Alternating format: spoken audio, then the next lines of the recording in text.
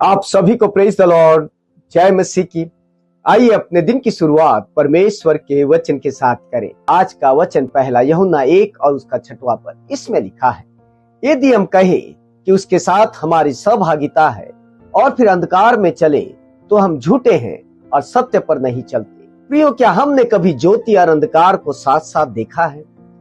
क्या हमारे घर के कमरे में उजियाला और अंधियारा साथ साथ रह सकते हैं? हम सभी जानते हैं कि यह संभव नहीं है।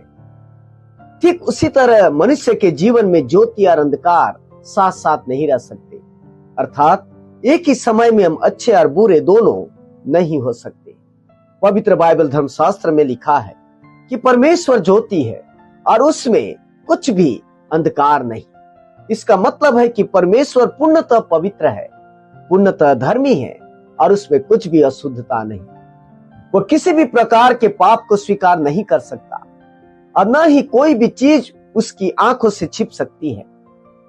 अतः यदि हम परमेश्वर से संगति और सहभागिता रखते हैं तो हम अपने अंदर पाप को हरगिज नहीं रख सकते, क्योंकि जैसे ज्योति और अंधकार एक साथ नहीं रह सकते, उसी तरह पाप और परमेश्वर दोनों एक साथ हमारे जीवन में नहीं रह सकते।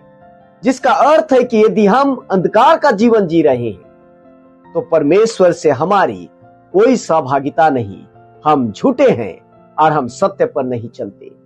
प्रिय भाई और बहनों, हम दावा तो बहुत ही धर्मी होने और परमेश्वर से सहभागिता की करते हैं, परंतु आज भी पाप और बुरी आदतें हम में पाई जाती हैं, जैसे झूठ, क्रोध, घमंड, व्यभिचार, ईर्ष्या, बैर, लोभ, नशा, मतवालापन और ऐसी बहुत सी शारीरिक अभिलाषाएं जो वास्तव में हमारे अंधकारमय जीवन को प्रकट करते हैं।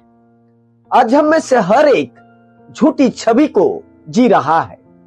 दिखावा तो ज्योति के जीवन का हम करते हैं, परंतु हमारे जीवन के कार्य पाप और अंधकार के हैं। हम हमेशा स्मरण रखें कि परमेश्वर ने हमें अंधकार में से अपनी ज्योति में बुलाया है।